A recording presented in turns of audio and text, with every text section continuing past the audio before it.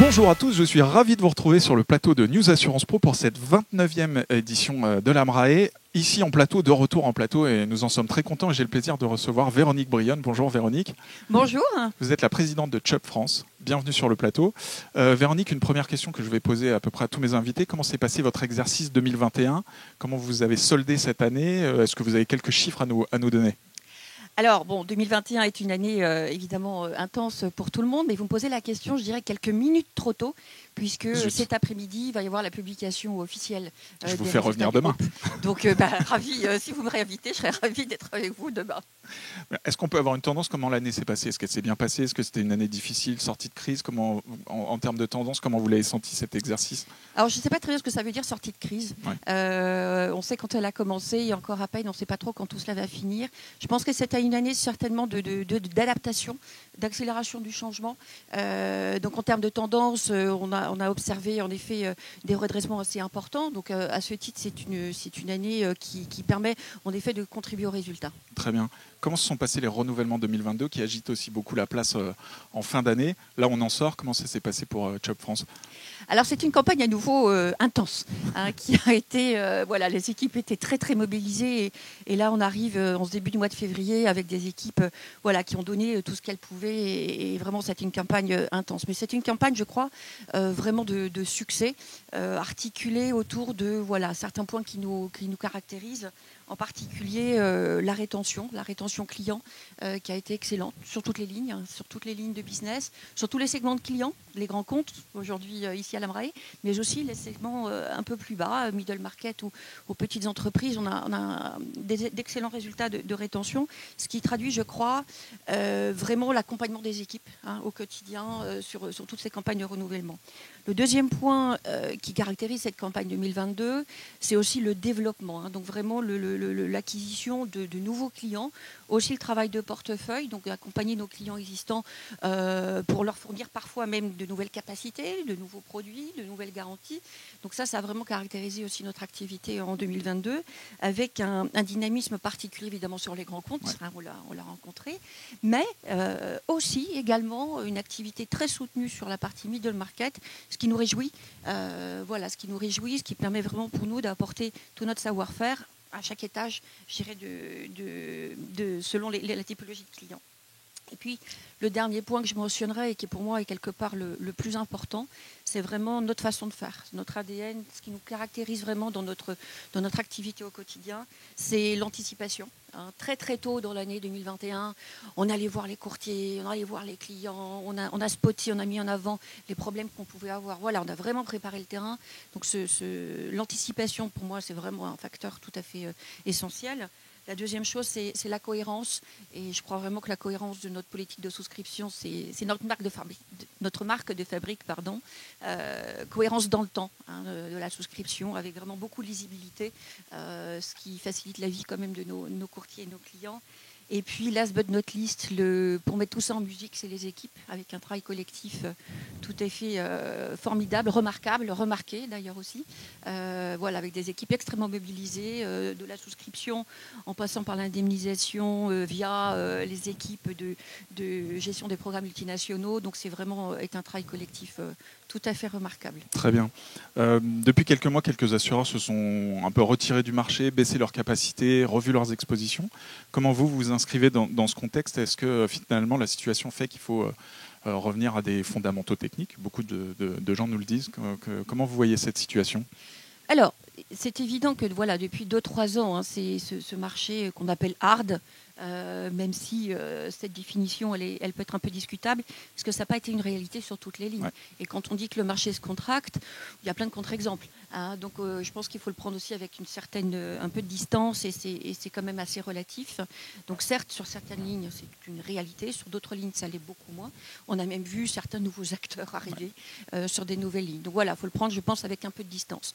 Quand on analyse un petit peu plus dans le détail, en effet, c'est un retour aux fondamentaux techniques. Une compagnie d'assurance, si elle veut être pérenne, si elle veut pouvoir accompagner ses clients dans la durée, sur les garanties, je dirais, classiques, traditionnelles, sur des nouvelles garanties, si elle veut continuer d'innover, si elle veut continuer d'apporter des solutions sur ces risques d'exposition catastrophique, il faut qu'elle soit solide techniquement. Ça ne s'invente pas. Donc en effet, je pense que c'est ce retour aux fondamentaux techniques. En ce qui nous concerne, c'est évident que ça peut créer des opportunités, en particulier sur le segment des grands comptes, dès lors, à nouveau, que ces opportunités correspondent à nos appétits de souscription. Dès lors qu'on puisse faire un travail technique sérieux, détaillé, et qu'en effet, ça puisse correspondre à nos fondamentaux de souscription. Je vais rester sur le marché. On a vu des mouvements de concentration chez les courtiers qui continuent, qui se poursuivent, avec la création de très grands acteurs, la disparition d'autres acteurs. Vous, en tant que porteur de risque, est-ce que finalement ça vous pose problème? Est-ce que ça vous interroge? Est-ce que c'est là aussi des opportunités de marché? Comment est-ce que vous voyez la situation? Alors, nous, ce qui nous intéresse, si vous voulez, c'est la compétence. C'est la compétence. Donc, ce qui est important, je crois, pour les clients, pour les courtiers, pour les compagnies, c'est d'avoir toujours accès à une offre suffisamment large, suffisamment variée, avec des gens compétents, avec de l'expertise. Voilà. Donc, du moment que peu importe la taille, du moment que les mouvements divers et variés de concentration ou autres aillent dans ce sens-là, pour nous, ça ne pose pas particulièrement de problème. Très bien. Une question sur le marché du cyber qui est très tendu. On sait que Chubb est un acteur historique, notamment aux États-Unis, sur ce marché. Quelle est votre vision aujourd'hui? Certains disent que ce sera un marché qui va être de plus en plus difficile à assurer dans les mois, les années à venir. Quelques acteurs se lancent quand même. Quelle est votre vision de ce risque? Est-ce que finalement, on va continuer à pouvoir assurer le risque cyber? Alors, je vais commencer par la réponse la plus simple. Oui. Très bien. Oui. Et après, on va développer un petit peu. Que tout le monde soit rassuré, c'est oui. Que tout le monde soit rassuré, oui. Chubb était quand même un leader sur le marché de l'assurance cyber et qu'on vient de rester. Et tout à fait, il y a un avenir au marché du cyber. Une fois qu'on a dit ça, quand on regarde comment on faisait de l'assurance cyber il y a 2 ans, comme on a fait l'année dernière et comme on va en faire dans le futur, ça ne va pas être la même chose. Ça, c'est sûr aussi. Il y a une évolution exponentielle des risques, des sinistres, etc., qui fait que, de toute façon, on est obligé de faire évoluer la définition des offres, des garanties et de s'adapter. Si on fait un petit peu le parallèle avec l'assurance dommage dans un autre temps, le cyber, comme le dommage, est exposé à des risques catastrophiques. Ce n'est pas tout à fait les mêmes, mais c'est un peu le même principe. Et comme l'assurance dommage, on va devoir trouver des solutions pour accompagner ce risque catastrophique. Donc nous, ce qu'on pense, c'est que les garanties principales du cyber, ce qui n'est pas catastrophique, si vous voulez, méritent d'avoir une analyse technique approfondie, une définition précise des risques couverts, donc de bien circonscrire, je dirais, cette partie du produit, d'y apporter une solution en termes de limites, de capacité, de tarifs tout à fait adéquats. Voilà, première partie, vraiment les garanties principales du contrat.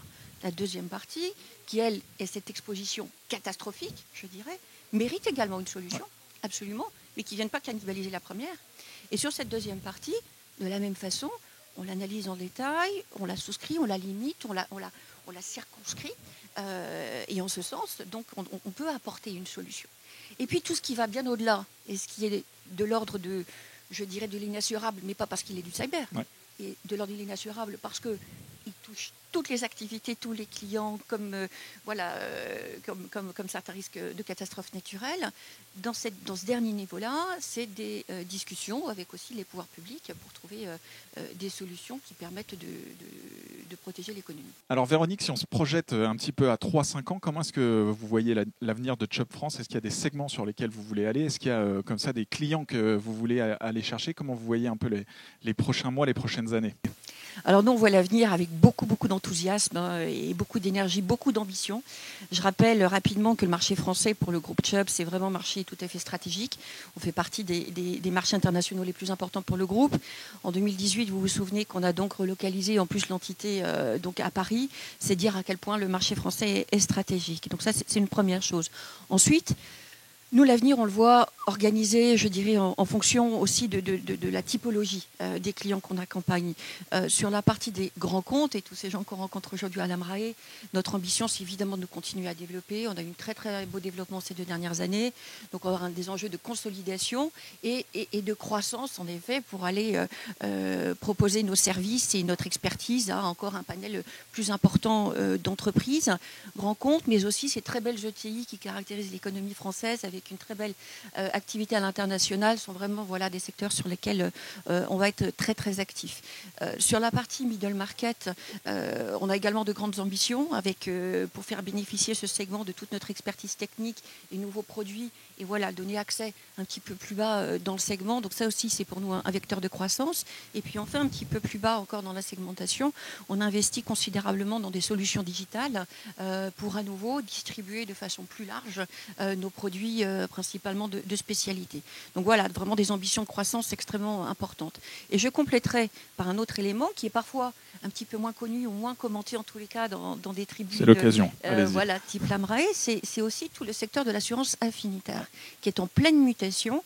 Ces dernières années, on a vu une accélération du changement de comportement des consommateurs. La réglementation évolue, les technologies évoluent, ce qui fait que ce secteur de l'assurance affinitaire est en pleine évolution. Et nous, on est un acteur majeur, un acteur très dynamique sur ce secteur, et c'est vraiment quelque chose qui va également porter notre croissance. Très bien. Une dernière question, et je vous libère, et je vous laisse profiter de ce salon. Je vais la poser à tous mes invités. Est-ce qu'il y a un risque émergent que vous identifiez ?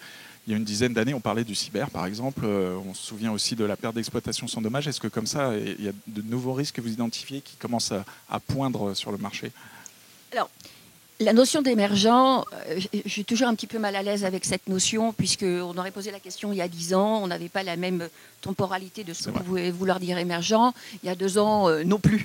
Donc voilà, donc je vais être pour le coup là-dessus un petit peu modeste, et on va regarder ce qui nous attend là, je dirais ce qui à plus court terme. Ouais. Et là, on pense évidemment cyber. Alors, de façon plus générale, tous les risques liés à la technologie. Ouais. De façon plus générale, ces 2 dernières années, donc une accélération exponentielle de la digitalisation de l'économie, mais que ce soit en effet sur tous les secteurs entreprises, mais chez le particulier.